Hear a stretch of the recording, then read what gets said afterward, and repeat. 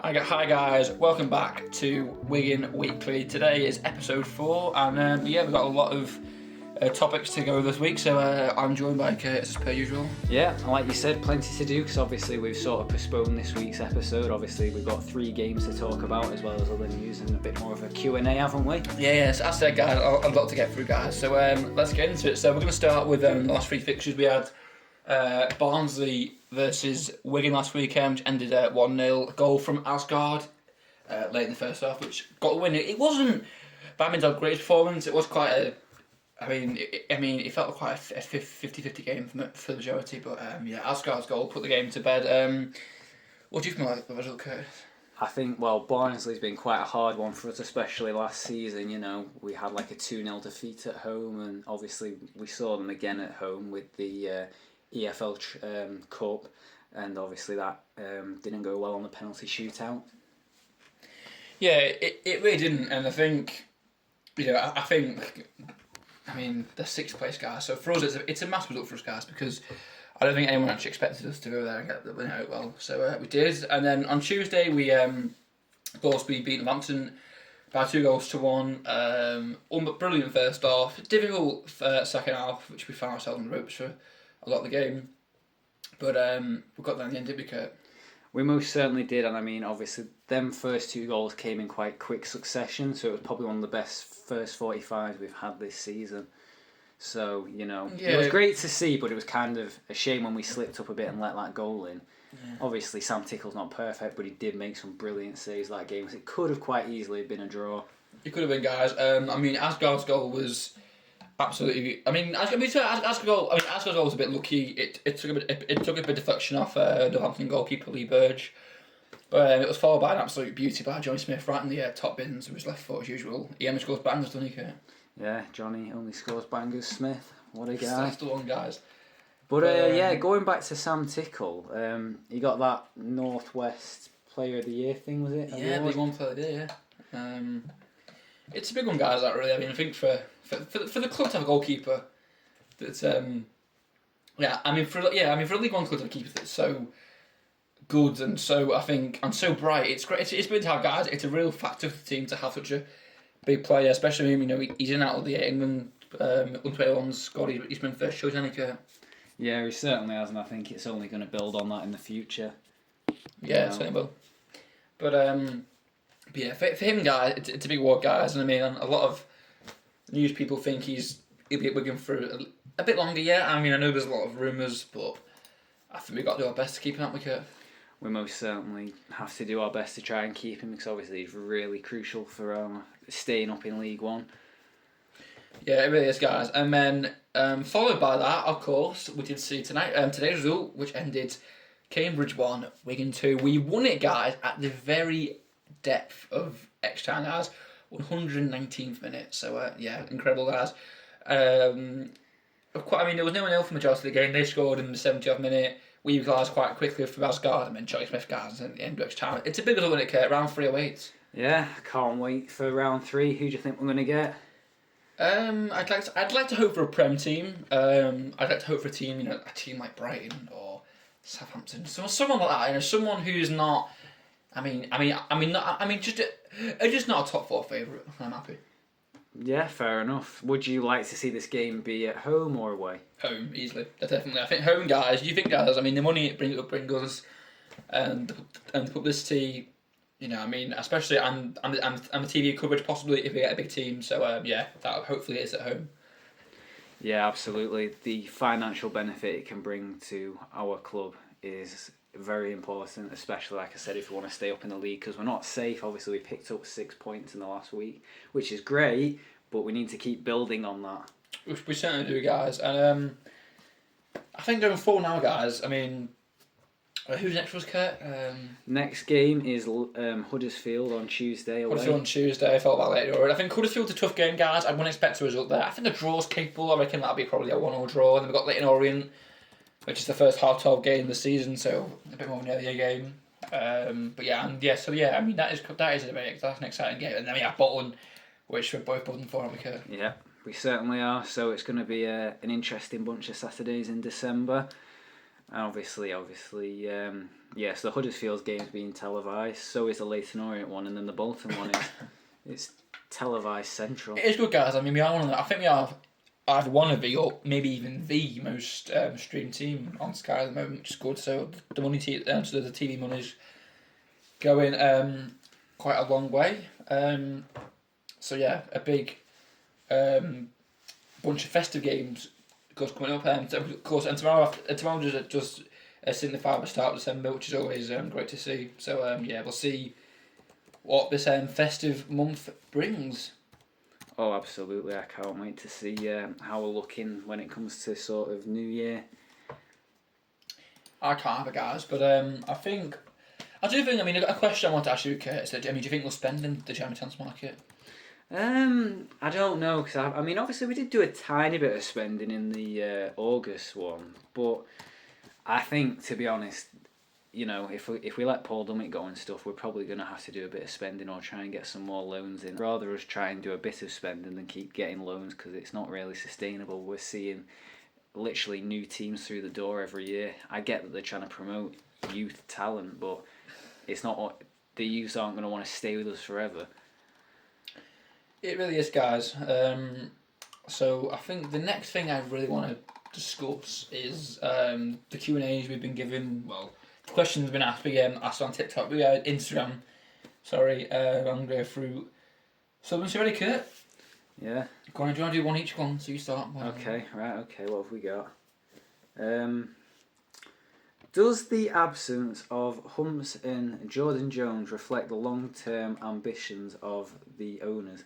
I think with Humphreys, we did lose a big player. I don't know about Jordan Jones. I didn't massively rate Jordan Jones, to be honest. I mean, we bought him back, didn't we, in the summer for 2 weeks, and it just didn't seem worth it. Really, he played 2 games for us and buggered off. Yeah, to Carlisle. So, I don't see why. I get that it was a short-term contract, but for 2 weeks, was it really worth going and signing? I know, it's like Paul Dummett, guys. I mean, he's got a month, 2 weeks, just a bit waste time, really.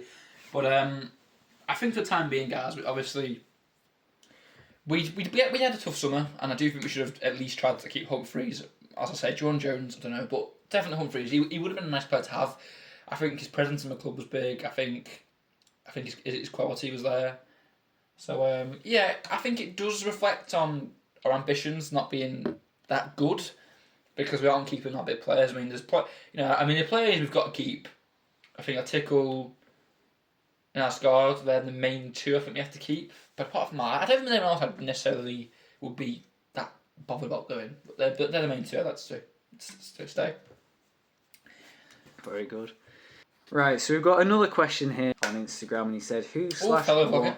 Yeah, fellow vlogger. So who/what inspired you to start vlogging?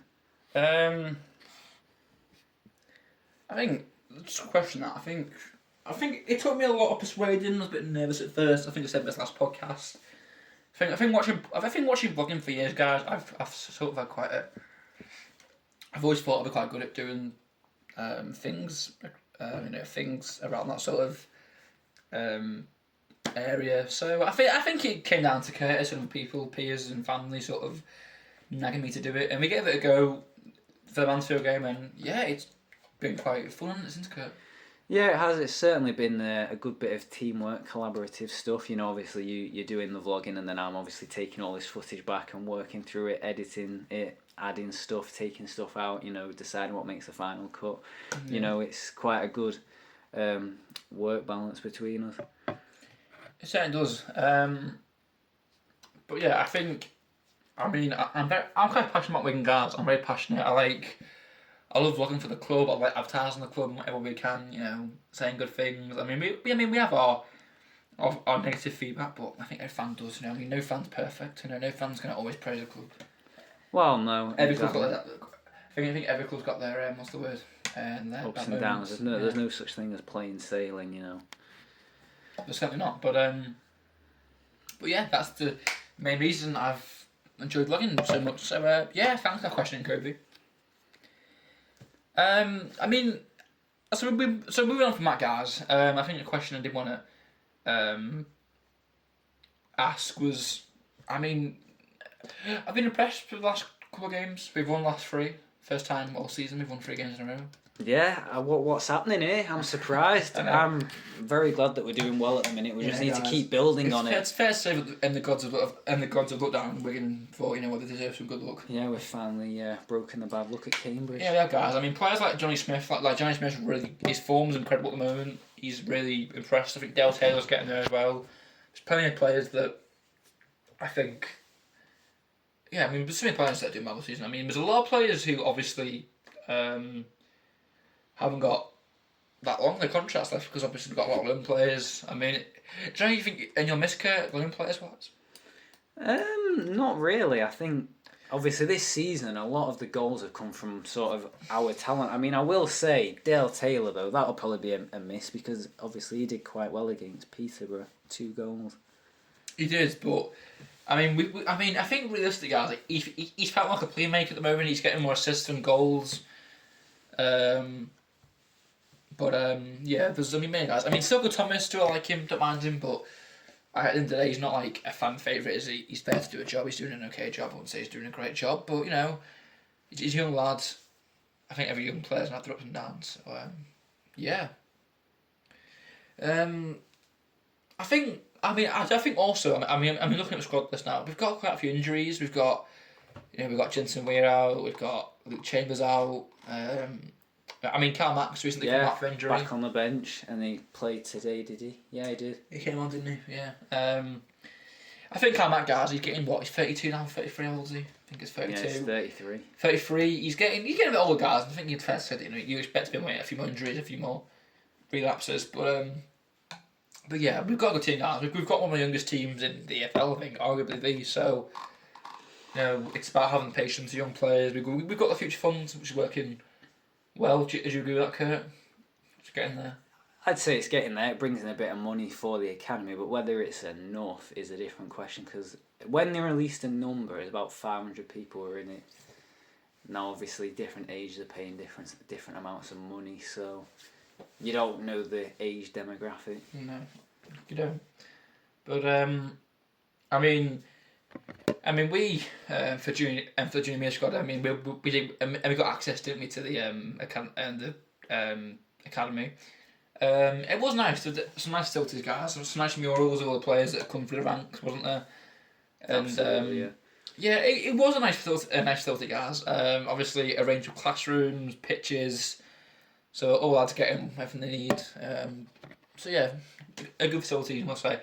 But I think with youth guys, I think we've done quite well with youth. I think the players that stand out the most over the last 10 or so years. We've got Cal Mack, Charlie Hughes, Jensen Weir, we've got Asgard, we've got Sam Tickle. We've got a number of players that have come through in the last couple of few years, but there's only so long they'll stay for. But yeah, it's about, I think, just keeping them happy. Do you think? Yeah. Absolutely. If you want them to stay, you've got to keep them happy. Try and meet what they want. Yeah, you very do. But yeah, as we were saying, FA Cup round 3. It's big. It's exciting. I do hope. I mean, I think obviously there's only so far we can get. If we get a Prem team, I'd expect us to go and give it a good go, but I wouldn't expect us to get a win. Would you? Do you think we're capable? Well, obviously it could go either way. I mean, there's always a load of upsets each year with the FA Cup.